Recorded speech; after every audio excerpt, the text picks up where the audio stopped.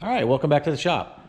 So in this video, I'm going to be talking about the transfer case on the M1161, M1163, and the adapters. So this one showed up, and when it came here, it didn't start. Had a problem with the starter. Actually got the starter right over here. I just got that rebuilt, so that's happy and good to go. But when it came off the trailer, we pushed it off the trailer, and when it tilted back, we got a trail of transmission or transfer case oil or fluid on the ground. You know, you just poured out as the thing sloped back to come off the trailer. So it sat there for a while till we got to it. So we drug it in here. We dragged it. We dragged it in here, put it up on the lift, and we started looking at the transfer case. And I'm going to grab a flashlight because I'm going to go up underneath there and show you guys kind of some of the stuff that we found. All right, so here's the transfer case. It's an NP241J, I believe. Came in some years of Jeeps. These 241s are easy to find and they're really cheap, except for the ones that we use, of course. It's got the deep reduction on it, so this has a very low range on it, and so these transfer cases cost a lot more. So you're looking at about $1,000, probably like $1,000, but if you find one. Where if you bought one off of a Jeep without that deep reduction, you could find one for $250. But, you know, good running takeout. This is the back of the transmission. It's got two adapters that go in here, and I'm going to go explain those in a second.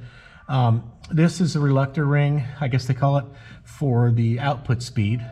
And so that's why it's got two separate adapters. The adapters are made so it's got the one housing that goes around here, and that's the pickup for the speed, you know, for the output speed pickup.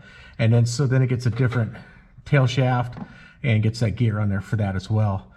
One thing we look in here, we notice, we can see that the transfer case was hitting the body right here. Looked like it'd been hitting it for quite a while.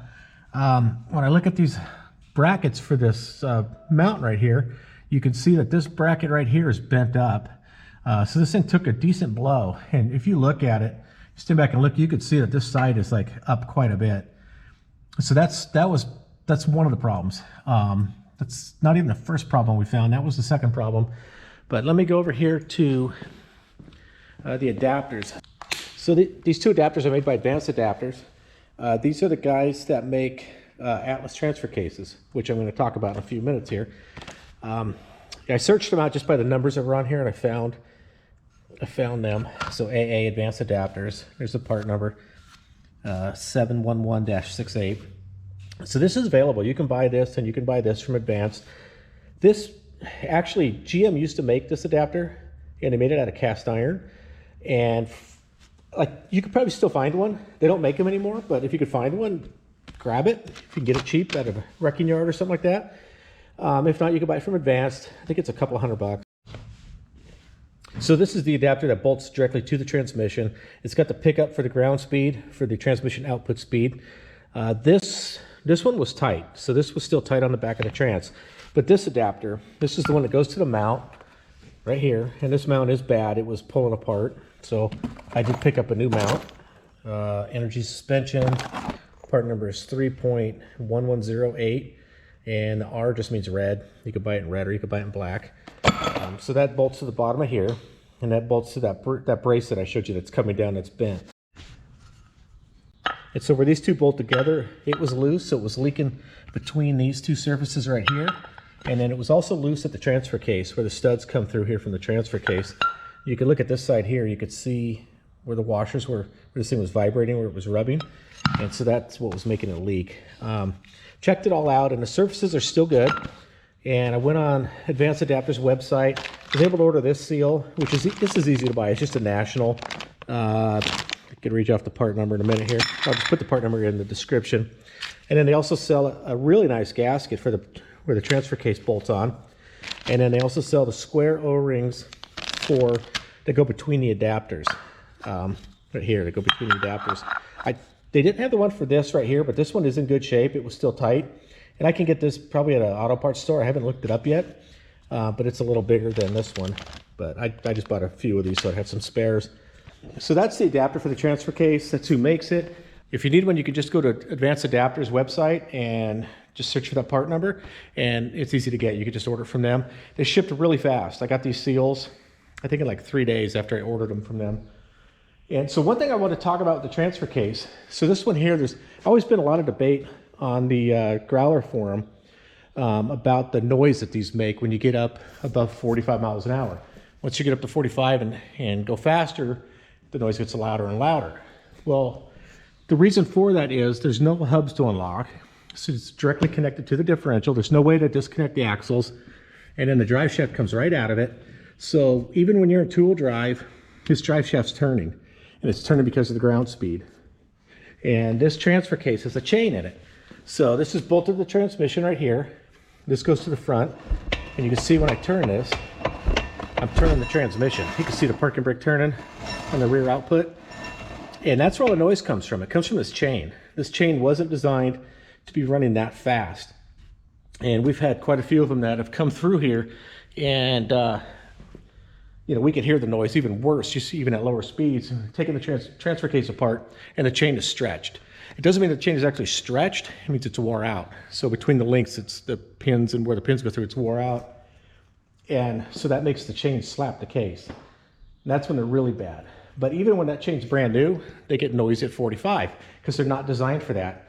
Almost every four-wheel drive vehicle, when you put it in neutral, or when you put it in two-wheel drive, it disengages. You either have hubs you can unlock, or it has automatic unlocking hubs, or like a lot of the GMs and stuff, they have an unlock unit in the differential itself.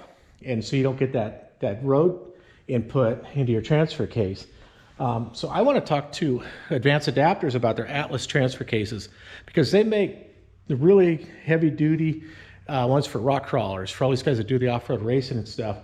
And they make ones that you can select either front wheel drive or rear wheel drive or both. And they're gear drive instead of chain drive. And so I want to talk to them to see if they have something that would replace this 241J that could handle, that would either disconnect here so we're not driving the rest of the transfer case, or that could handle the higher speeds.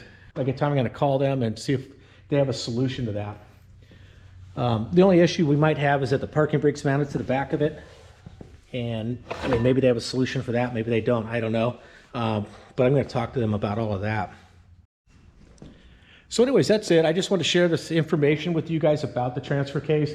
If somebody, one of you guys out there has one leaking at the adapters, you've had some problems with it, it just came loose, something like that, there's the part number. I'll put the part number to all this stuff in the description below the video.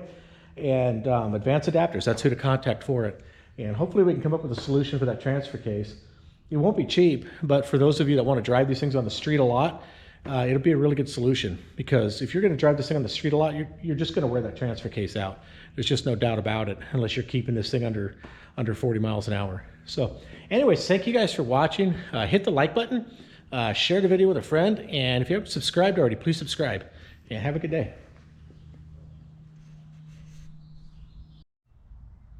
Okay, so we took the bracket off, we bent this tab back down, and when we tightened it all up, it bent it back where it was originally. So I'm not sure if that's supposed to be at an angle or not. I don't remember seeing that before. But if you notice, we have it bolted on the bottom of those tabs this time. I have actually seen these growlers go either way. I've seen an 1163 where the guy was trying to put it on top of the tabs and then nothing would fit. And he called me up and we talked about it. He sent me some pictures and I showed him, well, look, put it on the bottom, and it all fit perfect. So we're going to try to install this one with it on the bottom, and hopefully it'll stop it from hitting the frame up here, or the body up here. So we'll see how that goes. Either way, once we get the transfer case in place, I'll come back in here and film that, and then you guys can see the difference, or we'll see how it ended up going.